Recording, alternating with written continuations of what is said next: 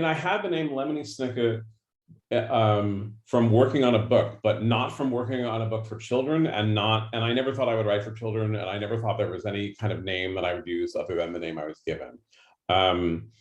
And I was researching what became my first published novel, which is called The Basic Eight.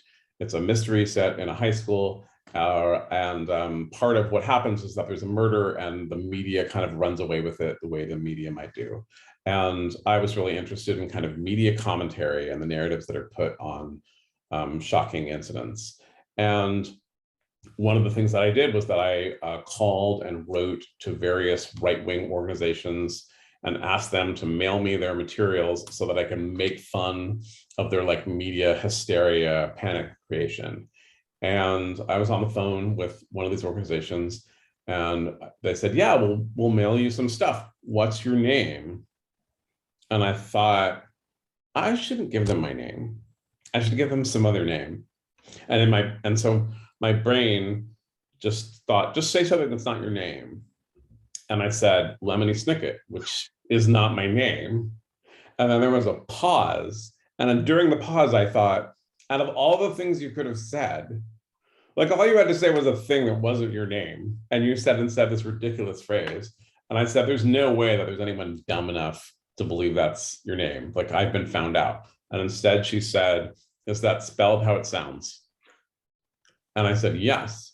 And then I said, please read it back to me because I had no idea how it sounded like it was spelled. So I have a memory of, I was at an office job because rather than doing the work that was assigned to me, I was calling right-wing organizations for research. And I have a real memory of sitting at the desk and writing down Lemony Snicket.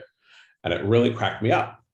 And it began to be a name that I use in various kind of prankish capacities. I would write letters to the editors of newspapers and magazines, hoping to get in there and get published under that name. I would reserve tables or order a pizza under the name just to hear that shouted, over the intercom of some cheap restaurant.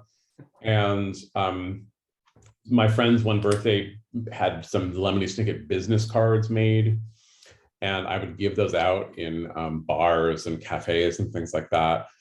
With various outlandish stories about who I was and why I had that name. And so there was this weird kind of fictitious personality that was attached to this name.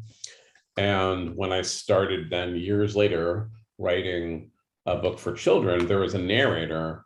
And I thought it would be so much fun to publish this book under the name of this mysterious narrator. It would be more fun to do that than to publish it under my name, because who cares about me?